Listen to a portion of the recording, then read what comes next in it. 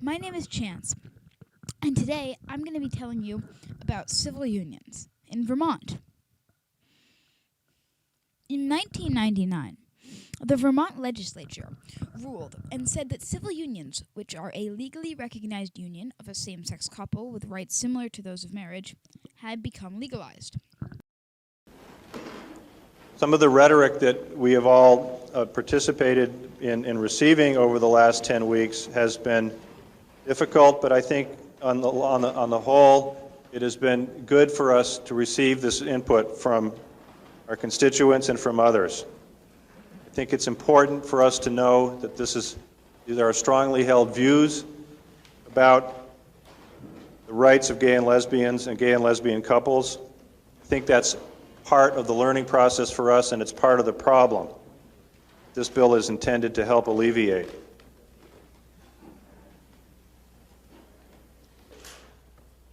The human being that you have decided to place a stigma on. In the past, people who were attracted to someone of the same gender were often harassed and ridiculed constantly.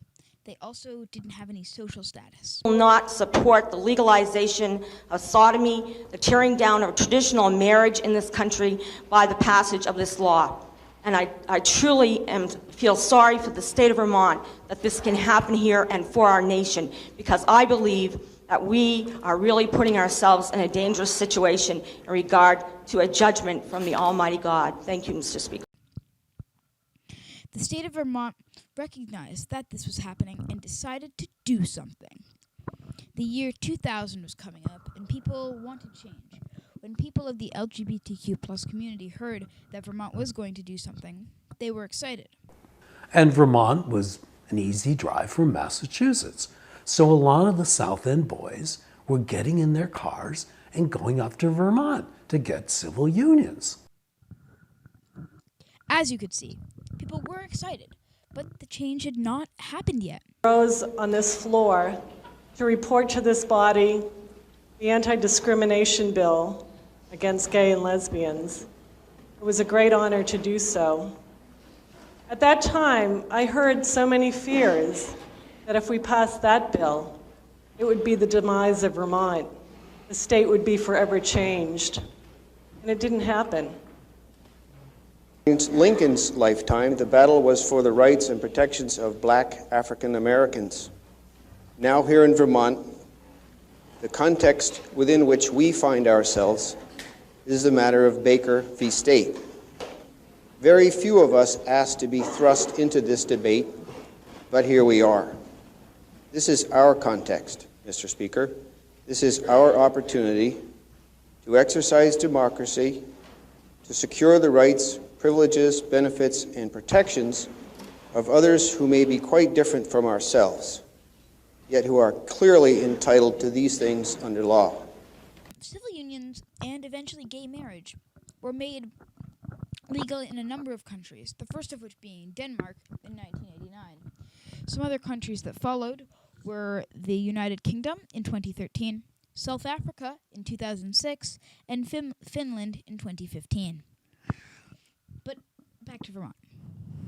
So people began making plans to come up to Vermont and get themselves a civil union. We thought, well, we could do that. We'd been together then at that point, quite a while, 7 years maybe, something like that, 8 years. It turns out there was a little cottage industry up there in Montpelier, Vermont. Some companies, like Origin Marketing, even began to make commercials. We brought our 8 kids up on that farm. Larry was the 7th to be born. He grew up just like every other kid. He loved Christmas. He was a great hockey player. He was an altar boy, the same thing as some of the other kids were. Whether it was before we all knew Larry was gay or after we knew he was gay, we were the same family. Through him, I have learned more about caring and loving, and all of our society needs to forget whether you're homosexual or whether you're heterosexual. Who cares? All of these people excited for this change to happen. But again, the change hadn't happened.